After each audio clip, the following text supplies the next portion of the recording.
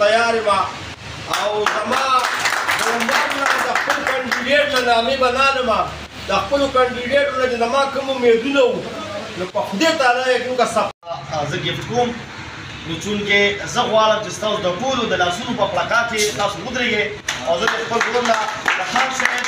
د لاس مبارک تعظیم څخه دا زه په ګفټ کې ورکوم.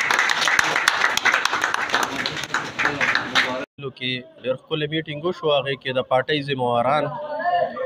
د تحصیل صدر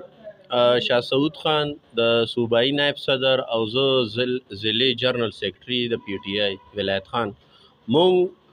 دلته د ګڼ ملګري د وي سي لیول او یو سي لیول تنظیمونو مشران عهدهداران راغونډو نماینده اجلاس و او ډېر ښکلی وشو او د ټولو یو اواز و یو ډیمانډ یو مطالبه وه ځکه چې دا ورکران بېچینه دي بېقراره دي هغې درنه ډېره ضروري ده دې لپاره به مونږ ټول انوایټ کوو څومره ایم این ایز دي څومره ایم پی ایز دي چونکې دا ډیټ نن ډیسایډ شو نو مونږ به دا ټول انوایټ کوو او د دې یرغمالي نظام خلاف به مونږ دا احتجاج کوو چونکې خان صاحب په جیل کې چې په کم کیسونو کې پروت دی دا ټول فلاپ کیسونه دي دا ټول بوګس کیسونه دي او د عدالت په دې نظام باندې د خلکو شک و شبهات جوړیږي مونږه دا درنه اکچولي د یو جړا فریاد په دغه باندې کوو خو که زمونږ جړا فریاد د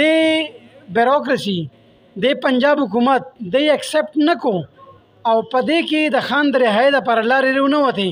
نو کیدای شي چې دا جړا فریاد بیا لږ سخت شي. د ضلع په سطحه دا ټول راغونډ شوي او زبردست میټینګ مونږ وکړو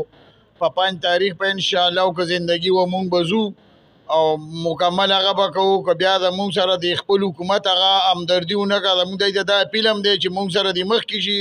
دی د دې عوامو نوټ هم د عمران خان په سره ایستی دی دا عوام اوس هم دا خلک غواړي چې مونږ نه د مخکې شي او مونږ به ورپسې وو او که دی بیا هم زمونږ نه مخکې کېږي نو انشاءالله دا ورکران به مخکې که دی ځي او که نه دي. خپل لیډرشپ نه هېڅ قسمه مطالبات نشته چې یا مونږ ته ډیولپمنټل فنډونه راوړئ مونږ ته بجلي راکړئ مونږ ته ټرانسفارمر راکړئ مونږ له صرف زمونږ ډیمانډ دا دی چې د پاکستان تحریک انصاف ورکرز د چا چې خوبونه د خان صاحب په فراقت کې هغه حرام شوي دي مونږ له زمونږ محسن پکار دی مونږ له زمونږ د محسن د رهایۍ دپاره تاسو قدم اوچت کوئ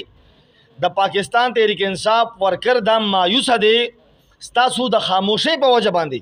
تاسو نه مونږ څه ډیمانډ نه کوو چې مونږ له ټرانسفارمر راکړئ مونږ ته لارې کوڅې وکړئ مونږ له نوکرۍ راکړئ. الرحمن الرحیم نن زمونږ